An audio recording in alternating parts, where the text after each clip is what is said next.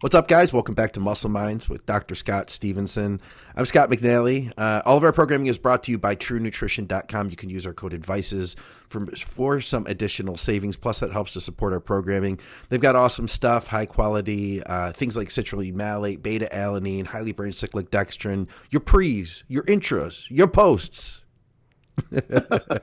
And they must be 3 different shakes. 3 different shakes. You have to divide that out, yes. Yes. Because when it all goes into your stomach, there's 3 compartments, like a ruminant, like a cow. And like it's different. Pretty much, yeah. And the pre goes to the pre, as long as you will it to go into that area. Yes. So that's kind of how it works. Nice. Yeah, the timing is absolutely vital for some of those things. What's going on, Scott? How you doing? I'm good, man. I'm good. It's almost feeling like it's going to get warm here again in Florida. Not that it's never not been warm. Yeah. But I've been riding the motorcycle pretty much everywhere. Nice. Continuously, which is great. So much fun. I was going to the gym the other day, and I was thinking I was going to be a little late getting there. Yeah. And I covered without going extraordinarily fast, I covered what normally would have been about 18 minutes in 5 minutes on the bike. Nice. And it's because I was hitting the lights, so it's just fast enough to hit the lights, so I caught the wave. And then whatever lights I do hit, if I do hit them, I can accelerate from 0 to 45 or 50 in 2.5, 3 seconds if I so choose. Yeah. So I immediately leap forward 2 blocks in front of anyone behind me. Okay. Yeah. And it's because these electrical motorcycles, and just like Tesla's electric vehicles, they're all so fast. It's just crazy. The power is instantaneous. There's no gearing or anything like that to deal with. That's cool. Hey, I wanted to give a shout out to one of our listeners, Christopher Wu. He is a doctor of general medicine in Malaysia, and he also is part owner of what looks to be a pretty badass gym. And he listens and watches he watches the shows on YouTube. He said Muscle Minds is his favorite, so I want to throw that out there. Right on. He's got a great physique, man. Dr. Wu. Yeah. Sorry. But yeah, I just wanted to mention that. So, what do we have going on today? More basics, resistance training basics 101 stuff. Okay.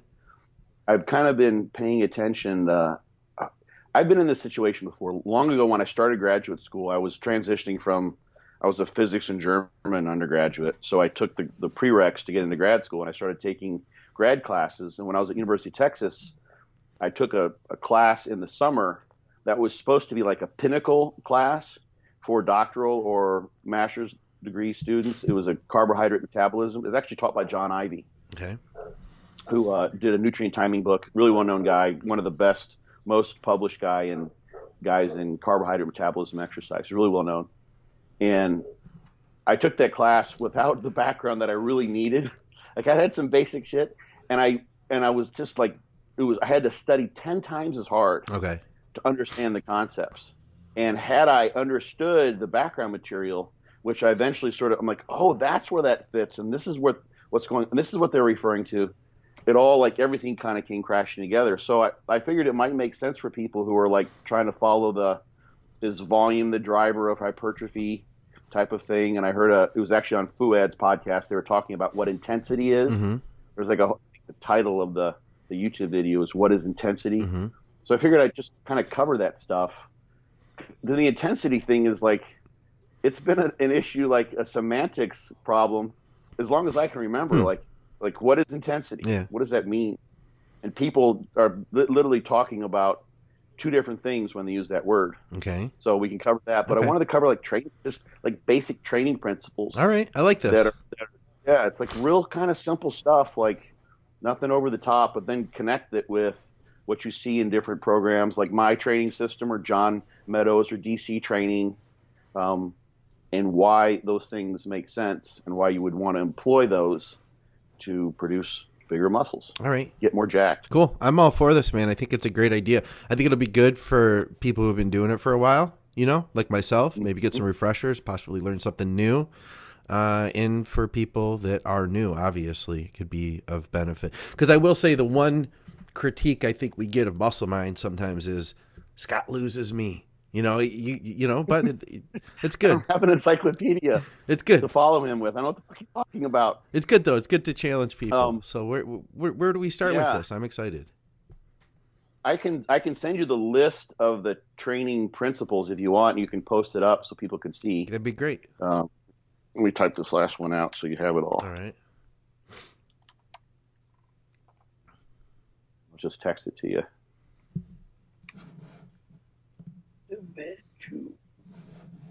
Misspelled that.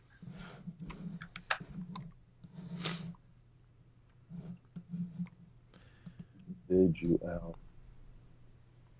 God. All right. There we go. All right.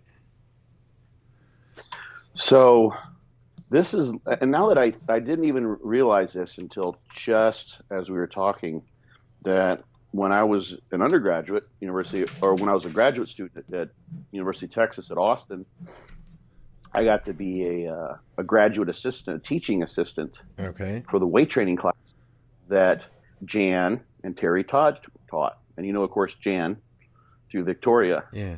So these were probably the best weight training classes that you'll ever see. Really? Yeah, just because they were taught with a little bit of exercise science in play. I think a lot of places, and I did this when I went and actually taught those same classes when I was in California, but you go into PE classes and they just it's kind of like PE in elementary school. They just kind of let you roll around, I presume. This is not to disparage any PE teachers. Yeah. But the weight training classes, I think, can be pretty sort of like let people do whatever. And the students will tend to do that too. They'll just a blow off class to get some credit. Sure. So they won't want to train they're just there not because they actually have some fitness goals. So anyway, these principles of training were one of the things that we introduced in like a little 10-minute lecture. Okay. And this is like the basics of exercise programming. This is like the ground substance of sports science in large part. And it's what's going on. It's the paradigm from which sports scientists are viewing many of the training related studies that they're doing. This is sort of the perspective that we're looking at things through. So these are these principles of training. You could put them up now if you want to. It doesn't. All right. They're up. Just so people have. Yeah. So specificity. Where should we start? Start with this is the first one on the list. So specificity of training. Basically, this just means that whatever you do as a form of exercise, be it the mode, like if you're on a cycloergometer versus a treadmill versus a stepper, climbing uphill, running downhill, whatever the kind of resistance training versus some sort of cardiovascular exercise, swimming versus cross-country skiing, the adaptations that you see will be specific to that mode of training. So a little bit of carryover. So remember the study we talked about 2 podcasts ago where they trained using squats and they tested strength on a leg press and a knee extension? Yes. And despite having a bigger quad, there was no knee extension strength increases or muscle. They just didn't know how to use it. That's specificity of training. So, and we applied that as to why you want to add in different exercises as well. So that connects with this variety notion, which is one of the other principles of training. So that's just basically, if you want to get better at bench presses, you don't do a machine press. Yeah. It's not going to carry over very well. Somewhat, but not very well. Individualization just means that everyone's different, which is totally true. We all know this. This is why some exercises just don't work for some people. They get on a bench. Some people, squats just don't do shit for their legs. They get a big ass and they just want to squat like a powerlifter because that feels normal. Yeah. So that's a basic principle. So literally when people have those arguments and they talk about like you must squat for your legs, that's sort of in violation of one of these basic training principles that are, and I don't even know where these originate because they're just sort of the accepted givens of exercise science in a certain way. It's like these are the undeniable truths from which we start building our body of knowledge that there is biological interindividuality, and some people are going to do well with squats and some people aren't. Some people like leg presses, some people don't. Some people like a particular leg press, some people don't. So that is like, so if someone tries to constrain you to just do it my way or the highway, and it's very, very clear to you that their way is not your way, then here's my way of saying, like, that's sort of in violation of one of the kind of the basic ideas that forms the foundation of sports science. And it's kind of common sense too. You find the shit that works for you. Yeah. So that's the individuality or individualization. And then, of course, there's sometimes they divide this up into progression and overload. So first and foremost, if you want to create an adaptation, there has to be some form of overload. So this goes back to general adaptation syndrome, which Hans Selye, have you ever heard that before? GAS? No. We'll talk about that before. So that comes from, and some people suggest it's sort of been misapplied, but it's the idea that if you stress an animal in some way, there'll be an accommodation, an adaptation that will occur to resist that stress in the future. And there are different phases of this. And if you overstress, you'll actually have a lack of adaptation. Yeah. Sort of a decompensation. And that's what we would find if someone's literally starting to overtrain. So the idea is, and you see this in all sorts of things. This is why I use examples like UV radiation on your skin creates a stress. The adaptation is melanin production so that you can have a darker skin that will prevent those UV light from getting into your DNA and causing damage genetically. So it happens actually with radiation. You can actually produce a hormetic response like with gamma rays that increases the antioxidant capacity of cells. You see it with snake venom. Like people will use small amounts of snake venom to create an immunity to the snake venom, which probably technically an immunity or resistance at least. So people who handle snakes do that shit. I think we saw it with the Incredible Hulk. Yeah, that's a little different thing. It was different gamma rays? I think he's got a little bit more than antioxidant capabilities that came from the gamma rays. But yeah, but damaging radiation will produce that. If it's too much, then it's just damaging. Yeah.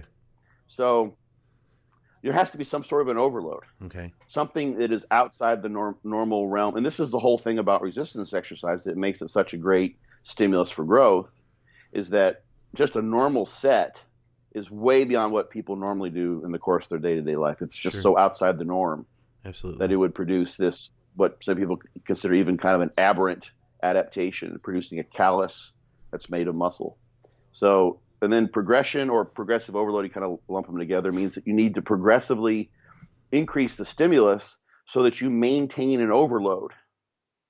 So that's just increasing the weight, getting more reps, maybe even getting the sets, getting the same number of reps with the same weights, but with shorter rest intervals, whatever it may be. So that's progressive overload.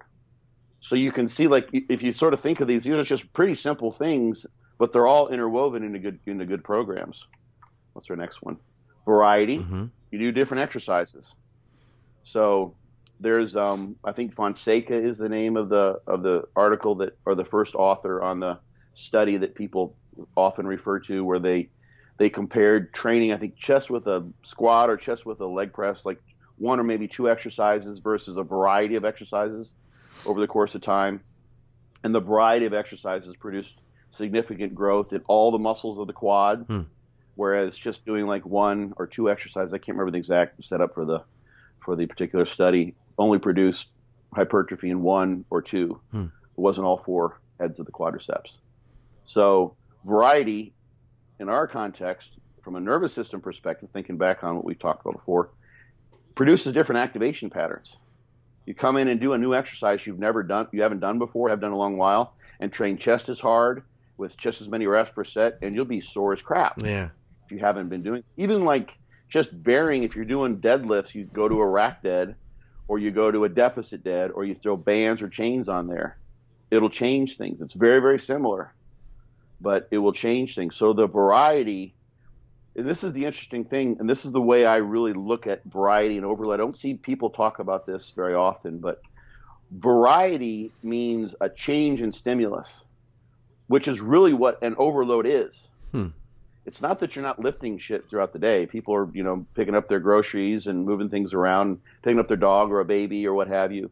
You still lift things. You still do those basic movements. You put things overhead in a shelf. Maybe you push your lover off of you in bed or something like that. Most of the time we're not lying on our back pushing things up, but you're always doing those movements. Yeah. But you're just not. But the variety in the case of doing those things in the gym with resistance exercise is an overload. Yeah. So the nature of overload is because it varies. It's different than what your day-to-day stress is. Okay. So when people say the criticism, I don't get it so much, maybe because I've refuted it so many times, but every once in a while someone would like chime in on my Instagram and say, why you do all these weird exercises? Yeah. And some of it's because I feel those better. It's easier to have a mind-muscle connection with those. I'm, as Dante says, getting funky with it. Mm-hmm. But it's a different activation pattern. That makes for a novel stimulus. Overload is a novel stimulus. A new exercise is a novel stimulus. They're basically two sides of the same coin that produce the stimulus, which is an overload and evokes growth then. So variety is super duper important in my opinion. Not that you want to give up and do all sorts of weird shit all the time and constantly employ the Weider muscle confusion principle. But, and people, that's another kind of tangent we can go on, but people get up in arms by, you can't confuse the muscle. And I'll address this too. I'm trying to think how people say it because it never makes total sense to me, but it's as if they say the muscle doesn't, how's people say, the muscle doesn't know the load or doesn't know how much weight it is or something like that. I've heard that, something along those lines. Yeah, it's said in various ways, and it's a criticism of people sometimes it's used as a criticism of people sticking to the same exercises. And actually, there is a mechanotransduction signaling pathway in skeletal muscle. And when you have a different activation pattern, because you're doing a different exercise, mm-hmm. if you look at one particular motor unit, so the nerve and all the fibers that it activates, it's going to be activated in a different way. Yeah. So its mechanical stimulus, the load that it undergoes, is going to be different with a different exercise. And the muscle does know that. And that Fonseca study actually is a demonstration of that in terms of actual muscle growth. They also have done, this is pretty cool stuff. You can do MRI to use a magnetic resonance imager to look at muscle activation. So they've done studies where you do a particular exercise and they do sections, so like along the length of a muscle, and they'll look at how much activation you see at different points along the length of the muscle. Mm-hmm. And when they've done that for a given exercise and then expose those subjects to training, you see muscle growth that reflects the activation in the training. Wow. So whether it's more activation, like in the middle portions of the muscle, you see more growth, which of course makes sense. Yeah. But literally it's been demonstrated. That's cool that you could see that. Yeah, it's like that with the proofs in the pudding. They've actually demonstrated it's a proof of principle type of demonstration that where you activate the muscle is where you're going to get the growth. And you see that when sometimes you can change your foot position or roll on the medial or the lateral side of your calf to activate the medial or the lateral heads of the gastroc more so. And you see muscle growth in the areas that are activated using those different exercise variations. So the Charles Glass phenomenon of like filling in the holes and using all these funky exercises to create activation patterns that are new and novel, and especially with the back musculature, which is so complex, there's truth to that. You can sense it, you can feel it, like holy shit, that hit my back in a way I've never felt it before. Yeah. But there's absolutely truth. There's absolute truth to that. So at least as absolute as we can have truth. Yeah. In this world. So the variety is super duper important, I think, as long as you're still applying those other principles, especially the progressive overload one. So just randomly, and like you were saying, I think you said a woman had made a comment on your video that just go in the gym and be intense, just train really hard. If you're sort of mindless, then and you're not paying attention to what's going on in terms of progressively overloading, so getting better with more reps and or more weight, then you'd be denying that progressive overload principle, and you'll still get a stimulus, but it may not be an overload stimulus. Okay, yeah. So, and for most people, just training hard, you get the newbie gains, any stimulus is an overload stimulus. You don't have to be, you'll just get stronger because you're adapting so rapidly. Sure. So variety can be overplayed, but it's super important, I think, especially for people trying to eke out extra amounts of hypertrophy that normally wouldn't come. I would say that's otherwise. probably the biggest gap in my plan right now is variety. Since I train from home, I'm limiting the number of exercises I do each week or each workout. My equipment is going to be more limited than if I were at, the big corporate gym that has the entire hammer strength line, plus the entire free motion line and some Cybex machines over to the side.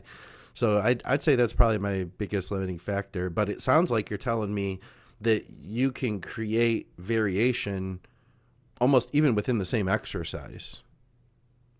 Absolutely. That's what bands and chains both do. Yeah. And they do it differentially. What happens, the bands tend to create a little more muscle soreness. They tend to be a little more taxing on the muscle. Do they? I didn't realize that. Than chains do. Really? Yeah. John Meadows has made this known. He says this. You'll see it. I think he maybe even notes it when he writes his programs, but I've seen him talk about it. And I think we cover this in his book. I think I wrote about this in his book, The Brutality of Mountain Dog Training, because I have a section on bands and chains. But so imagine, let's say you're just doing a press, or it could be a squat, whatever, and you lift up, and as you lift up, the chains will add load the higher you go, because more of the chain is being lifted off the ground. So that will happen. You'll progressively overload towards the end of the, not progressively overload is probably the wrong term, but you'll increasingly increase the load as you go to the top of the movement. And then when you come down, there's going to be a free fall effect. So the chains aren't going to immediately be hitting the ground. If you go really fast, they would just be totally free falling. Yeah. Just like you would with any free weight. Whereas the bands don't have that lag time. Okay, I gotcha. Yeah. And the thing that will differ with bands and chains is, and this is going to be all over the place. So depending on the band, where you get the band, and the strength of the band, and the range of motion. So if you have a range of motion, let's say it's a chest press, so it's 18 inches, and you're using a really thick band, let's say, you may see hardly any change in the force from start to finish in that band if it's under a lot of tension at the beginning. So good bands have pretty equal tension. Once you load them up enough where they're actually creating significant amount of increased load to the exercise, except for maybe like a hack squat where you've got a really long range of motion from top all the way deep into the hole, a good band doesn't change the load too much. I can see that. Some, yeah. Before it's stretched out. So there's going to be a length tension relationship for the band. And that's going to differ depending on how thick the band is and where you got the band, whose band it is. Yeah. So, and how long the band is, of course, too. So if you put a really little band on there and you only got, a total of 5 feet of material with both ends of the band, that's different than if you have a band that's 10 feet. Yeah. Because the relative change in length over the course of your absolute range of motion is going to be less for a longer band. So you literally would have, if you took like 2 bands, let's say they're identical, like I use the orange bands from Elite FTS. Yeah. They're kind of good universal bands. They come in the Mountain Dog training pack. I've got that too. Get there. Yeah. Yeah, it's great. So if you took, let's say you're on a hack squat, and you could take 2 of those orange bands and just load them just once, hook it on the bottom somewhere near the floor, wherever you can, on the frame or what have you, and then on the bar, 2 on each side is going to be different than taking 1 and looping it twice around onto itself. Oh yeah. Totally different feel in terms of the change in tension from top to bottom and the amount of tension you're going to have too, probably. Absolutely. Depending on how tall you are and how much stretch you have in the band at the beginning. So, but with chains then, it's also going to depend on how you've loaded the chain and how heavy the chain is. So at the top, you might have the chain completely airborne, so it's not resting on the ground at all. You might have almost all of it on the floor. Yeah. So you can change that, for instance, by hanging a kettlebell off the end of the chain. So you got a 20-pound chain, and you've got a 20-pound kettlebell. Yeah. and you got a lot of load at the top, and then when that kettlebell or whatever, you could have a couple of them. When that hits the ground, you immediately have, and you could figure out where to put that so that it is chest beyond your sticking point on the way up. Okay, yeah. So you drive out of the hole and you sort of position that in the right place, of course, along the range of motion, so that it provides extra overload where you're the strongest. Yeah. To change the groove. Yeah, you could do that. So you can. So back to your gym and what you're wanting to do, you can. And look kind of silly. Like what's this guy trying to do? But you would create a different exercise, and they'll feel totally different. Yeah. Doing that. I saw actually it was in Jordan Peters' log on his site, and he had done a hack squat really, really deep with a wedge. So he put at the bottom of the foot plate, he put a wedge in there that gave some plantar flexion. So it made it more of a quad-based exercise. And he said it just literally destroyed him. His quads were just totally wrecked. Yeah. And that was just a little bit of a wedge. So you start getting wedges, put a wedge in there, put different configurations of bands and chains, and you could make 3 or 4 relatively, or actually pretty different exercises with a hack squat if you wanted to. Yeah, that makes sense. Yeah. Yeah, the bands and chains are great. And then I've got all sorts of tricks. Let me know, and we can actually, I'd love to, you can give me the virtual tour of the gym, and I'll try to come up with some crazy. I'm training with Derek Oslin now. He's a 212 guy here in town. Yes, Weapon X. Yeah, we mentioned a little bit. And he made me watching this now because we're training together in a little while. And I think almost every day, or 3 out of 4 days I've been in there, I'm bringing shit in, like toys. Of course you are. We're going to do mountain dog rows today, and I have a mountain dog row attachment.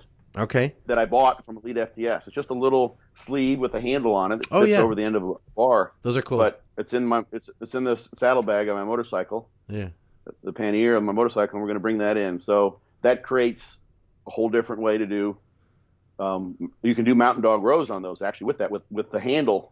So yeah, those are cool. Little things, another $300 or $400 worth of investment in a super squats belt or hip squat belt from Iron Mind is the one I like the best. Candles like that. Of course, the daisy chains with carabiners. We were doing. You do overhead presses with dumbbells? I do, yeah. Okay. Do you find when you get up to the heavier weights, it's a pain in the ass to lift them up? You know what? I'm just getting strong again on them. Because I stopped. Yeah. I stopped pushing that exercise after I tore my shoulder. And now I'm. It used to be my strongest exercise, and now I'm very weak with it. I'll kick up the 75s, and I'll actually fail. I get to the point where it's not just. Usually, if I kicked up the 75s, I go until it feels good, and then I stop. And I go heavier. Right. Now I'll actually fail on the 75s. So I'm not that strong on shoulders at the moment, but they're coming back. We did a thing. The reason I say is as you get. Yeah, the kick up could be the pain in the ass. Once you get when you get to hundreds, that's the pain in the ass. Yeah, absolutely. And we just there was a machine that just presented itself. Okay. It took those daisy chains, connected them to the top part of the frame, connected the other end of the daisy chains to the handles of the dumbbells. Oh, nice. And they were just resting right here. Yeah. So you literally just grab one, grab the other, lift, and when you're done, just let go. That's cool. I like that. Yeah. And for us, we were using different weights, so we didn't want to flip it around. We ended up just letting Derek use the hundreds. Okay. But for you, you'd go to kick it up probably with the lighter ones, and then when you get to the heavier ones, you just set it up like that. Because that I have this. I mean, that's the part that always, and I knock on wood, that always kind of concerns me is that I'm gonna hurt myself with the kick up because it can be so fucking awkward. Getting one up and then trying to stay on the bench. Almost falling on my ass a couple times doing that. Yeah. So there's a ton of little things you can do. And I carry all these things in my bag, literally. They're in my it's in my book. One of my frequently asked questions is, "What's in your gym bag?" Yes. I have all this shit in there that allows me to modify things, change the loading curve, add it, make exercise safer, easier to do for a muscle round, what have you. I've seen the gym bag. I've seen the gym bag. I've seen you pull a couple things out of there. bag of tricks, a little MacGyver bag. Hey, what's going on, guys? Thanks for watching another podcast here at Think Big Bodybuilding Media. And thank you to our great sponsor, TrueNutrition.com, for making this all possible. TrueNutrition.com is owned by Dante Trudell, the creator of DC Training. He wanted to create a supplement company that offered high-quality, third-party tested supplements at a fair price. High-quality protein powders, just about every type you could think of. Huge variety of flavors, plus health and performance supplements. Check them out, TrueNutrition.com. And hey, if you use our code ADVICES, you directly support our podcasting. Thanks, guys. Let's get back to the program.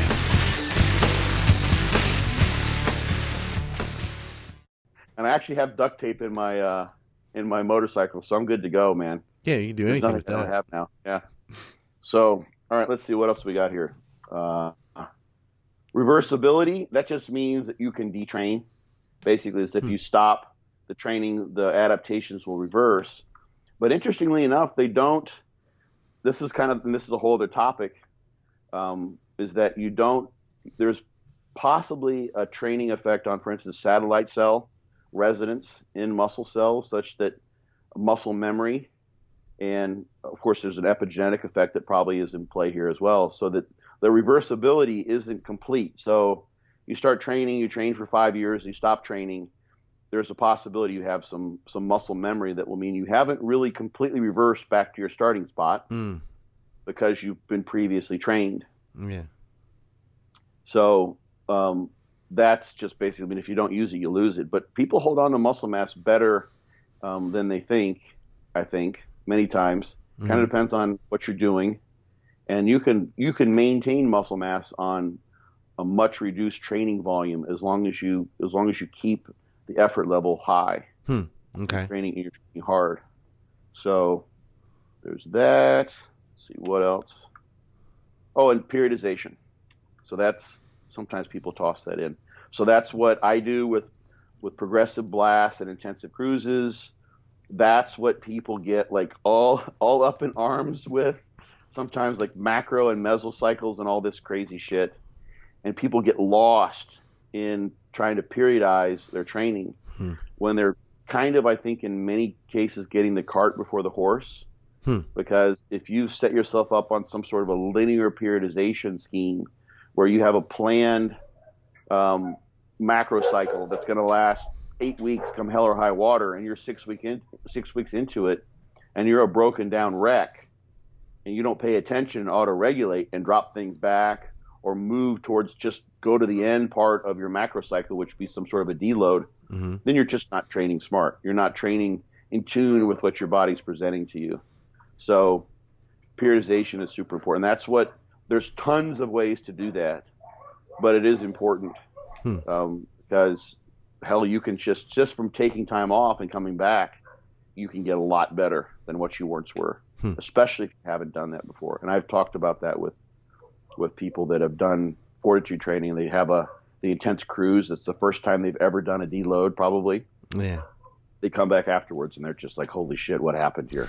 Yeah. You know, they've never done that. So those are the basic, like, those are like the training principles upon all this shit is built. Like, really, those are the ingredients that people are throwing into the training program pie that they have. I just wanted to like kind of throw that out as like we can even refer to this.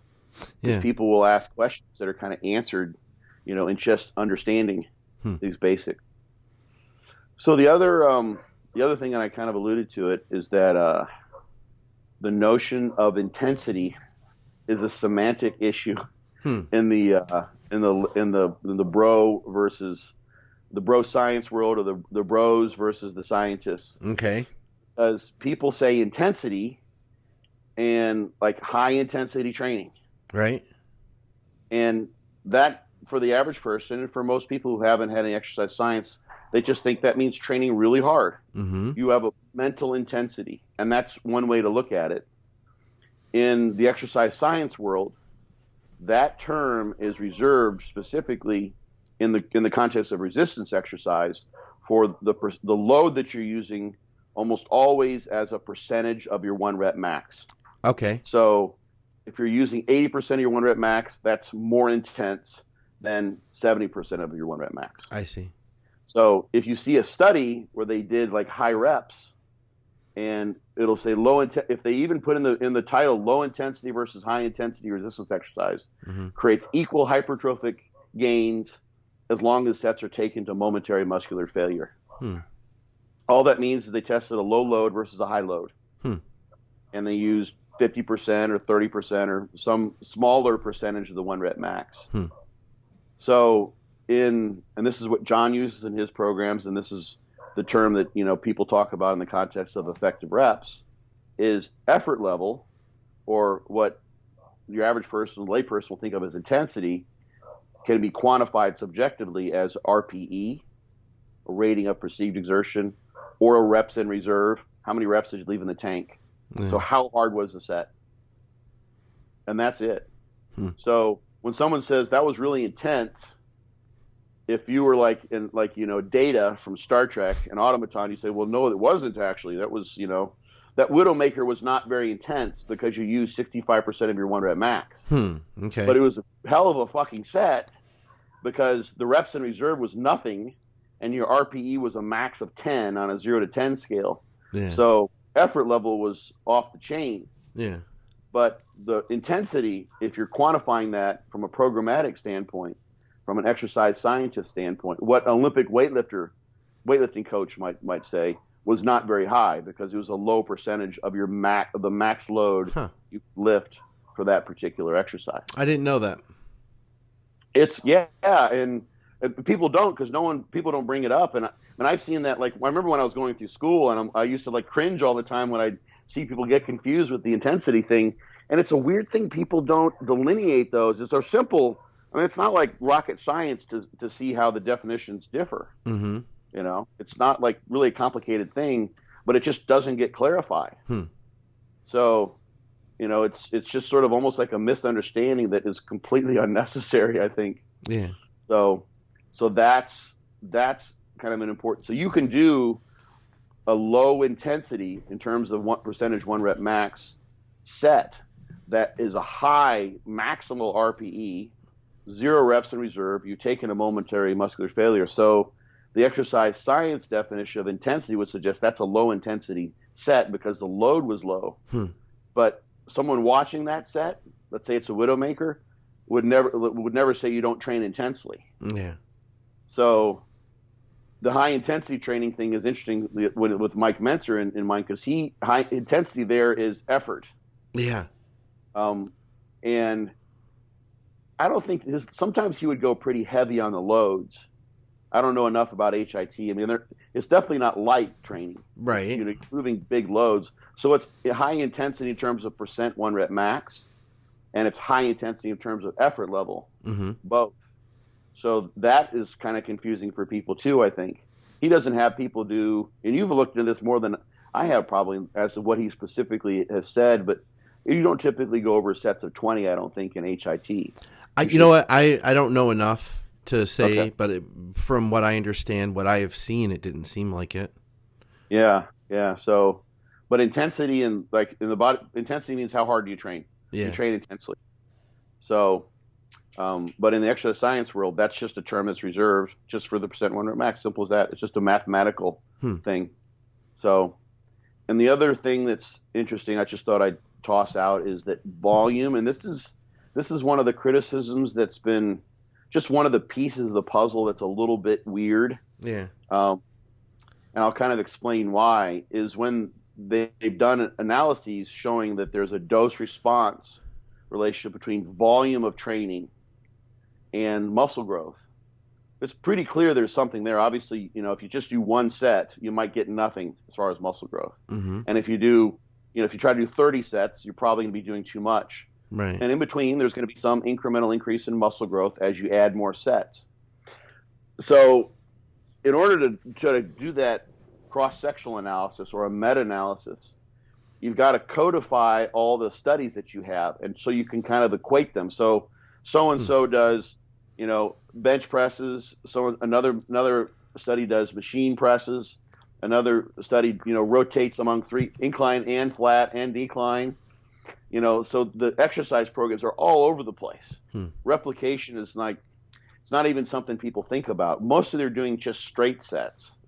So, but mostly those sets are quote unquote taken to failure, which is a totally subjective thing. But what happens is that in order to sort of equate those, if they're looking at the number of, and they're going to measure, for instance, size of the triceps, the studies will just say any exercise where the triceps is significantly involved, like any pressing exercise or an isolation exercise, so an overhead press, an incline press, a decline press, a chest press of any sort, counts as one set. That's very often been the case in terms of counting sets. But we know that if 5 sets of bench press or 5 sets of an incline press are not the same as 5 sets of a rope tricep press down in terms of the stimulus that's applied to the triceps.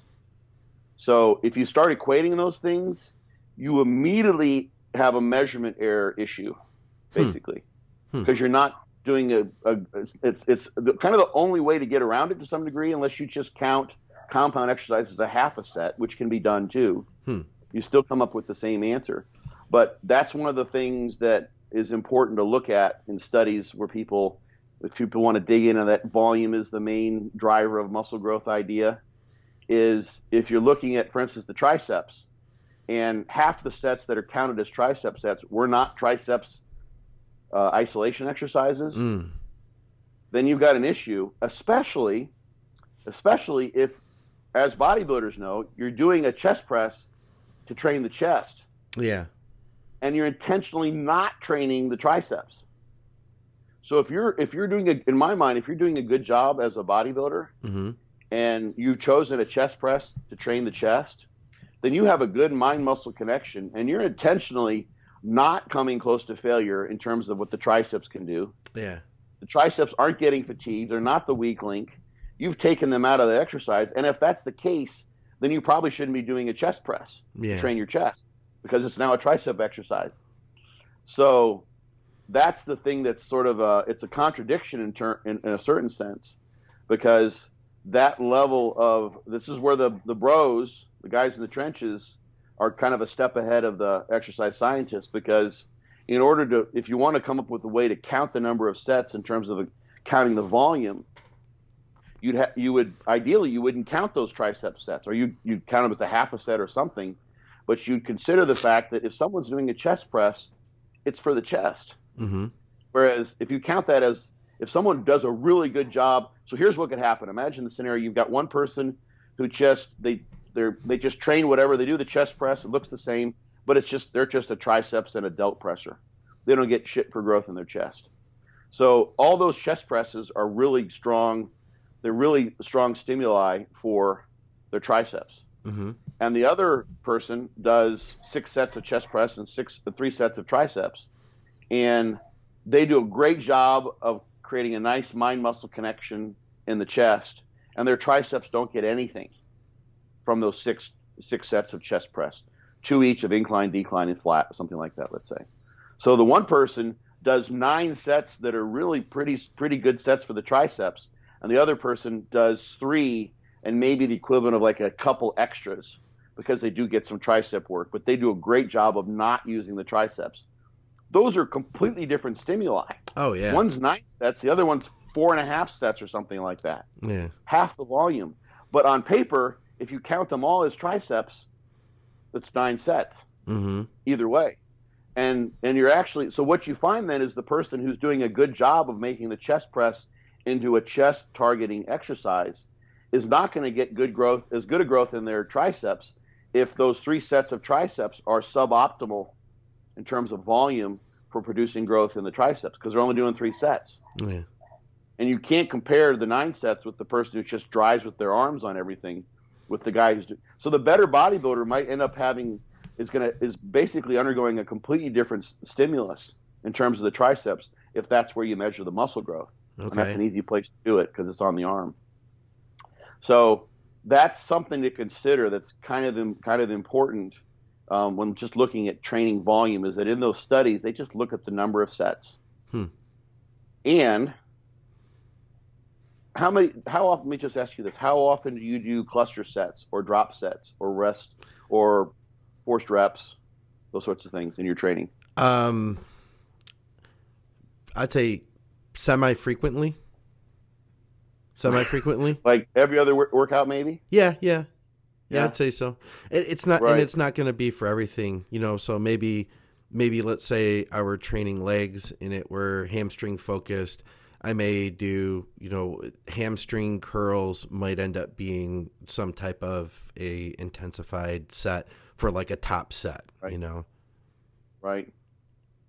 So that's the other thing doesn't get included, that people very, very often do in the scientific studies, is they typically just do straight sets for the sake of simplicity. Yeah. Because Yeah. how the heck when you do a rest pause set and you get 12, 4 and 3 reps, so you get 19 reps, Mm-hmm. how the hell do you equate that to someone who did 10 reps and 9 reps in 2 straight sets? Yeah. Yeah, you can't. Right? That's I mean, a you different got thing. it's a totally different animal.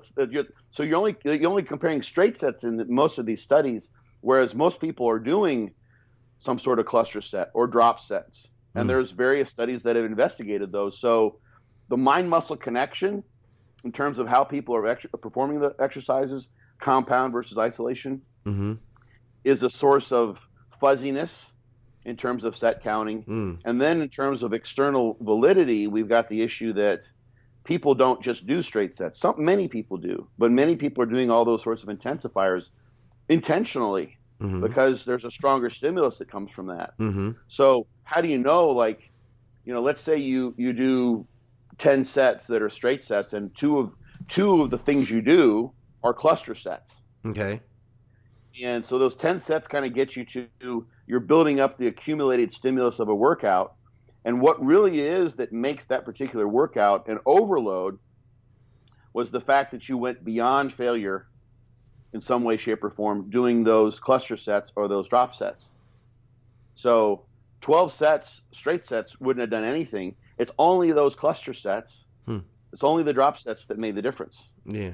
That's the driver with a sort of a cake of those 10 straight sets. It's the icing that made the cake taste so good and made it a stimulus that produced muscle growth. So that's a thing that's kind of hard to think about, because how do you count those? Like 2 cluster sets, like 2 DC rest pause sets? I don't know. That's probably worth at least 3 sets, but the reps are going to be half as much or less than half. Yeah. In terms of total reps. But what about the effective reps? And how many effective reps do we count? Is it just the last 5? Are all the reps effective on the second and third failure point of a rest pause set? I would say so. So you do a rest pause set that's 12, 4, and 3. Do you then get like 2 effective reps on the first and then 4 and 3? So that's 9 effective reps. So how many sets do you have to do to get 9 effective reps if you do straight sets? So that's a little bit, it's confusing, but it's worth considering, because the effort level and what creates the overload stimulus is really what we want to quantify by looking at training volume. And it's a known, it's not like this exercise scientists who do this work don't know this, but it's a known oversimplification. It's a known potential for lack of precision in quantifying training volume, because you're just doing straight sets like that. And that's kind of the only way to get around it. And that's why, like, when everyone jumped on Brad Schoenfeld's study with showing that even really high levels of training volume produce greater muscle growth, he wasn't saying anyone should go out and train that way necessarily, but literally just was showing a proof of concept. So that's what the exercise science is just trying to show, that there is a relationship between volume and muscle growth to some degree. But it can't really, unless you start comparing rest pause sets on top of straight sets and all the complexities and the way like John does training. I mean, or the way you do fortitude training. Like, I've never seen any. There are a few out there, but there's no study that's looked at fortitude training where people are doing straight sets in the 6 to 12 range, a fortitude training style muscle round, and then high rep pump sets that are auto regulated. We know that auto regulation helps in terms of progress. We know that cluster sets can be advantageous. We know that heavy training gets the job done. So you've got all these combination of things that all the individual studies have shown there's some effectiveness there. But they don't get tested all in one particular study, because you don't know what's creating the overall effect. You compare like a straight set program versus fortitude training program. Is it the muscle rounds that made, let's say that fortitude training is better, just for the sake of argument. Is it the muscle rounds that did it? Is it the fact that they could auto-regulate the training stimulus and how they do pump sets? Yeah. You know, what's the deciding factor? It's not isolated. So to some degree, unless you can just commandeer, you know, thousands of people and force them to do just resistance training study again, over and over, you're never going to be able to tease apart all of those particular aspects, because we're testing humans here. Mm-hmm. But the individual pieces can be teased apart and say, that's a good ingredient. Cluster sets are a good ingredient. Auto-regulation is a good ingredient. Higher rep sets taken to failure, that's a good ingredient. But testing it all at once doesn't allow you to tell what actually worked. But the other studies just point in the direction of those are the good ingredients. Volume that's high enough to produce an overload, that's a good ingredient. You got to do enough. So the studies can't be taken literally, so to speak, to use sort of the lay terminology, because what is actually done is so different from what's done in the studies. When you combine all those sorts of things, that they're just not the same. But that doesn't mean the studies are worthless.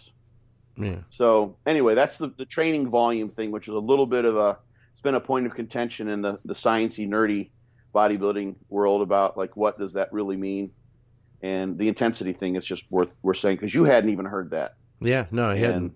I see arguments all the time, and people don't know what they'll literally say, no, this is what intensity is, and it's like, no, this is what it is, and they just argue without trying to clarify. Well, there's two different ways it's used. There's two meanings to the word. Yeah, you know? yeah. So we did have a question too. We had a question from Dallas. Yeah. Okay. The one from earlier in the week. Yes. Or last week. He said, and I know you answered him over at the board, at the group, I should say, for Think Big and Advices Radio. But I wanted to ask you here, because I thought this was do you mind if we dove into that one for a minute? Yeah. All right, cool. Because I thought, people would get a kick out of it here. He says, I'll start by saying I've been listening to the podcast for several months now and love the information that's being put out. I stumbled upon Advices Radio after reading Scott Stevenson's Be Your Own Bodybuilding Bodybuilding Coach book. However, I've never asked a question. Let's see. He's got one for next week. Okay, here's a question. My question is for Scott McNally and Scott Stevenson to discuss potentially using Widowmakers as a tool to train your CNS. I have a gym partner who, to me, looks like he half-asses his sets, but he says he hits failure. His bar speed barely changes, and then he racks it. After listening to last week's episode, I thought about utilizing Widowmakers to train his CNS to push him further into his sets. Any thoughts would be greatly appreciated. Thank you. And thanks for watching, Dallas. Listening. That's a good question, too. It's a great question. So actually, I can address that a little differently than I did when I answered on the Facebook page, with the notion of specificity of training. So if we're going to train the CNS to get better at those grinder reps, where bar speed slows down, where you really look like you're pushing very, very hard, you have to have practice at that. You have to actually do those reps often enough to then expose the nervous system to that level of effort so that it can get better at it and you can learn how to do it. Yeah. So you can imagine someone who, like, let's say they finally get motivated to do like a really hard rep where otherwise they would have racked. And this time they get to that point and they just hold their breath, they do a Valsalva, and they close their eyes, and they're squatting, let's say, and they just push up and they literally almost fall on their ass because they've never tried that hard before. So the next time they come back, the next workout, when they're doing the Widowmaker or another set like that, this time they realize I should probably keep my eyes open, maybe a little bit of breathing at the bottom, Valsalva at the bottom, but exhale on the way up, and they figure out a better strategy. Yeah. And then they realize, that maybe they rack it after one really tough rep like that. And they realize, I probably could have done another one like that. So the next week they come in, and this is what I think Dallas was kind of getting at, is that over time, calling those sets widowmakers, where you can rest as long as you want, and then expose yourself to those grinder reps where you rest 5 seconds, don't put the bar down, so that's on a squat, and you get practice at doing that. You get better at it. You get used to, there'll be a true CNS motor learning effect, just learning how to execute the skill of staying upright while you're pushing that hard, not closing your eyes, what you're doing with your breathing, knowing like you need to keep your back arched so you don't let your back bow, which a lot of people do on those last reps when they get low back fatigue. So all those things would come into place. You'd have internal mental cues that'll be involved, and just learning how to activate and disinhibit during those high effort sets, high effort reps at the end of a set is something that would come with practice. Then there's the psychological effect of knowing that you're not going to die, that you're going to make it through. Some people can get kind of a claustrophobic feeling too when you're breathing that hard. Yeah. And you think like, I just have to get out of this. Like, let me free, like let me out from the bar. Like they're kind of a panicky type of thing. Yeah. And you get used to that. You realize you're not going to die. Yeah. Yeah. Yeah. And you can just, and then like you can eat, that's one of the things when I visualize, and this is a psychological phenomenon, is I will visualize the feeling that I have where the vision, distance really isn't a factor in my vision. It's sort of everything's kind of blurry. You can feel how it hurts, where it hurts, what your motivation is to drive the weight. All those aspects of like that really like the most uncomfortable part of the set, you just see it in your mind's eye. Yeah. You get used to it. So yeah, by just calling those straight sets widowmakers, so that his training partner would like have to practice the hard grinding reps like that, is a way to get that practice in. But first and foremost, and this is what I did say on the board, so it's a matter of having the practice so specificity of training would take effect and you get better at those. But if he's not motivated to do that in the first place, so he says, this is my failure, and like that rep is just the same speed and looks just as effortful as the first rep, and that for him is failure, then he's never going to get the practice. Yeah. He's never going to be able to learn how to do those because he's never going to be driven psychologically to push himself to that level. So if the motivation isn't there, it's not going to happen. And I mentioned the funny story I think I've told here before. I've told it a few times. So when I was back in Arizona, I had my gym. And I'd been doing, this was before Fortitude training, and I'd been doing DC training, and I was doing some other things, and I decided I'm going to come back to DC training. And the main trainer, like the first trainer at my gym, is the first guy that we had. He's there the entire time. Andrew was his name, great guy. He wanted to train with me because he's like, now I want to put on size. He's either like, I want to put on size, and then he's like, now I'm too fat. And he's always didn't know really what he wanted. He couldn't set down a goal and track after it. So he was always jumping from one thing to another. Yeah. But he figured like if he came on with me, like I was going to train at a time when the gym was empty, when he wouldn't have clients normally, we could train together 3 times a week, DC training, 2-way split, no problem. He can do that. So we start off, we train lower body the first day. And we decided we're going to do Smith squats was the exercise for that day. And I do my heavy set. He does his heavy set. And then it's time for the Widowmaker. Okay. So, and I explained to him like how a Widowmaker, goes, why it's called a Widowmaker. Yeah. That if you were married, someone's thinking you're probably going to kill yourself and you're going to make a widow out of your wife. Yeah. Because you're going to die at the end of the set. Like, this is it. Like, this is your last breath. Yeah, yeah. And I do my Widowmaker. And, I get done. I kind of climb out from under the bar. And I'm, panting and breathing and everything like that. And he's sitting there on the bench in front of the Smith machine. And so I kind of look up and I look over to him, and he's not really looking at me. And I'm like, it's like, what do you want, my man? Like, what do you want on the bar? Like, how much weight? And he's like, I don't want to do that. I'm like, what? He's like, I'm not going to do that. I don't want to do those. I'm not doing that. I'm like, yeah. Like, okay, no problem. Yeah. So that was it. Like, that was the end of the workout. He's like, I'm not doing this. Yeah. Because I don't want to train that hard. Just didn't want to do it. You can't blame him. Was it, which was great, because then I didn't have someone lollygagging, and sandbagging all the way, and faking for it, weeks on end, making excuses for not showing up or who knows what. So, but he just wasn't going to do a Widowmaker. He just wasn't. He knew, like, because he would see how I do them, and he knew that what he would do would. I hate to say it this way because it sounds egotistical. It would pale in comparison. Yeah, it wouldn't be the same. No, because he wouldn't put the heart into it. Yeah. Yeah, he just didn't want to do that, Yeah. So, and he just admitted it, like, he doesn't want to train that way. So he would never get good at those because he would never do them.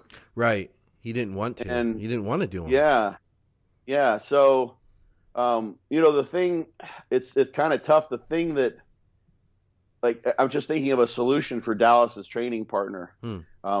And you don't doing this on all exercises is not convenient or practical. But one thing you can do if you want to get a little extra stimulus, and personal trainers do this a good bit, and it's a way to sort of trick people into getting extra reps and even getting used to pushing past a failure point, is to basically do forced reps. Okay. But add those reps in before they really reach failure. Oh, really? So, yeah. So you're stronger on an eccentric than you are on a concentric. Yeah. So you can lower more weight than you can lift.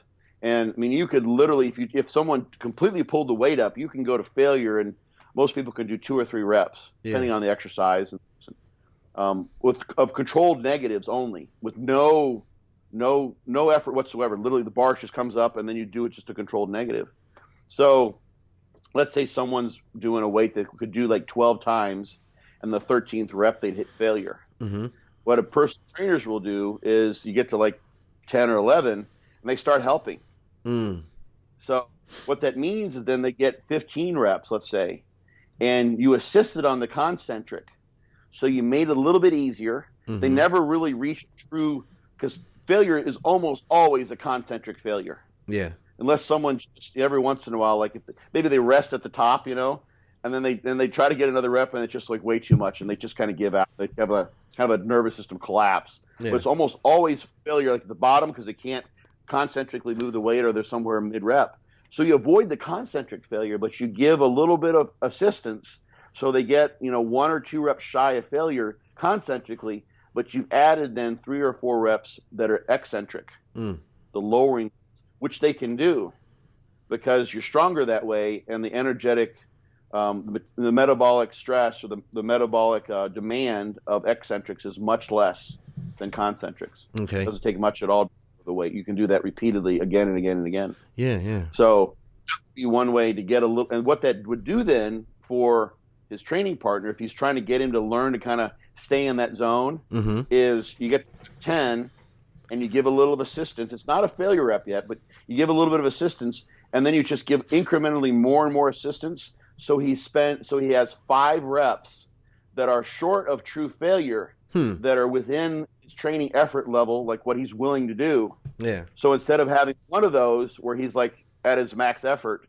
that he's willing to give, he has 5. Yeah. Because you're assisting him. Plus, you're adding those eccentrics, which is going to create more stimulus. It's going to create more muscle soreness as well. But it also will, because of the repeated bout effect, prep him for training hard in the future, so he won't get really sore. Yeah. So that's the thing you can do, is just give a little help.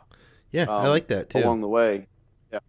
So that's a way that's one like real practical reason why having a training partner or a personal trainer there can kind of supplant your lack of motivation in a way. Yeah. If you really don't like the failure reps, or they're not safe to do, you could add on basically forced reps, but not really like you ever had someone like you asked, like, I want to do a forced rep. I haven't done this for a long time, but it's happened to me many times. And so you ask for a forced rep, just give me a little help. And they just want to fucking kill you. So literally you're like here, and it's like, we don't want to make it a 10-second rep. Just keep the bar moving at a normal speed, but help me out. Yeah. And they just like, they're just like, okay, now the bar's going back down. You need to help me more. Right. You had people see you before? Oh yeah, of course. What are are you doing? Trying to kill me. So you don't want that in this situation, because that actually would create a lack of that. That doesn't create a lack. That creates a lack of trust with the person. It's like, are they really watching out for me? Yeah. Anymore, I don't really do any kind of spotting. Like, I don't ask for help. I just don't. It's not either. And I want people to stay away. I see their hands coming toward it, and I would rather just do it myself. And because I usually train myself anyway, you know what I mean? And I can take it there as far as I need to. And if, I don't know. Right. I had a guy, this is a long time ago, and I was doing an overhead press, barbell overhead press in a overhead press bench. And I was warming up, and I think I was pretty strong at the time. I was going like 2 1/4 or something like that. Yeah. And so I did 135. I think I did 185. And I'm literally just kind of repping out, and I see in the mirror in front of me, I see him run up, and he's like, he gets up on the platform, and he wants to spot me. And I'm bringing this is still a warm up set. So I'm not really strong on wanting to grab the bar. Yeah. And I was like, no, I got it. This is a warm up set. And he keeps on putting his hand near the bar, and he's getting like, he's really close to the bar. And I'm like, please move your hands from the bar. Yeah. Like, yeah. Basically, I think I said, would you go away? Like, literally, get out of here. Bam. And then I went to 2 1/4, and the guy, he couldn't get out of his head. So it was a nice intention. He ran over, and when he went to jump up on the platform, he tripped, and he fell into the bar and knocked it into my head. Oh, shit. Almost fucked me up bad, yeah. Oh, my God. And I'm like, that's why I didn't want you to help me. So please let me do this by myself if you would. But it was like, yeah, so you don't know when someone comes out of nowhere what they're going to do or where they're at, or if they're giving you too much help, or they don't know what to do. So yeah, you got to be able to trust on them. A dumbbell press, incline dumbbell press. Yeah. Someone tripped running up on me when I was going to failure, and I had, I don't know, the 120, something over 100 pounds, big dumbbell in my hand, and they hit my elbow. The dumbbell went like that and fell onto my head. Oh, my God. Because they tripped when they were running up. You've had a lot of people run into you in the gym. Well, this is like twice in 40 years, so It's not that often, but, because I've been at it for a while, Yeah. Yeah, those were the only 2 times I think that's ever happened, I think. I remember I wasn't good at spotting Shelby when he didn't really want spots very often, but there was occasionally a time that he would want some type of assistance. Just like early on, I remember I wasn't good at it because I had really looked up to him a lot. And so I was like really nervous, like I wasn't going to do a good job at it. And so I was not, I remember that's the one time I can think of where like I was not a good spotter at that point. Yeah. I think the way, like kind of a mindset to have as a spotter is you want to make sure the person's safe, but you actually want to make it harder for them. Yeah. That's the whole point, is that you can take the set further than you would without a spotter because you have the safety net of the spotter in place. Sure. So when you're watching them and they're struggling, you don't like just pull the bar up right away. You're not there to like make it easier. You're there to make it harder and let them struggle. So you almost want to be have a little bit of a taskmaster's mentality. Like, sure, we're gonna wreck you in this set. I'm gonna make sure you get wrecked. Yeah. But I'm gonna make sure you're safe while we get you wrecked. Yeah. And then that works out most of the time. So there was a time. This was a long while ago, but went down to Nogales, Mexico. Oh, to a powerlifting. Okay. So there was a friend of mine, had some friends who were competing in this meet, and they had a guest lifter there, and I forget the guy's name. He at the time was in the running for the world's.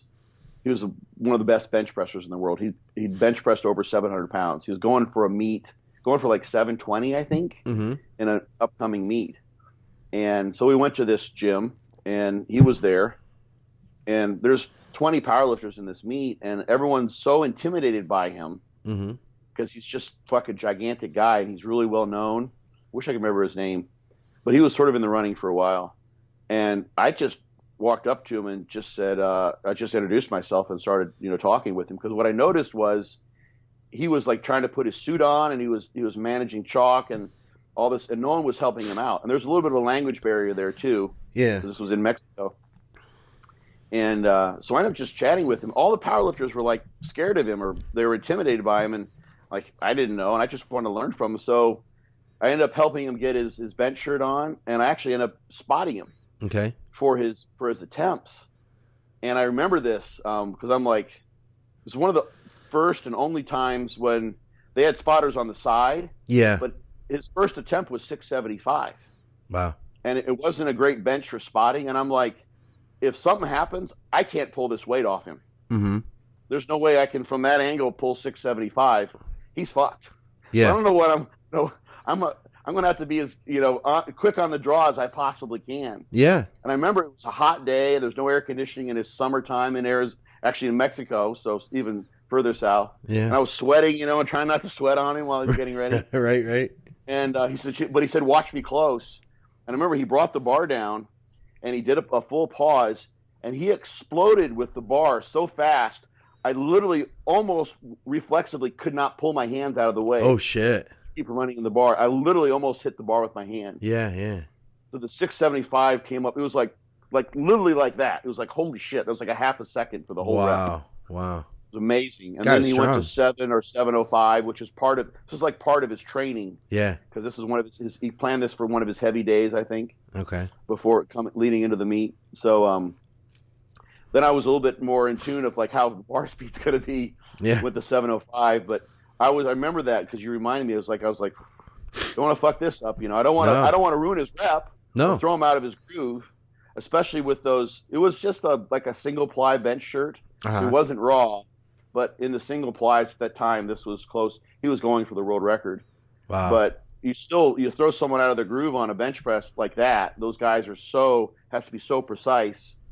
Could fuck him up. That could be it. So yeah. But he trusted me. He's like, hey, can you spot me? I was kind of the only choice because no one else was talking to him. Yeah.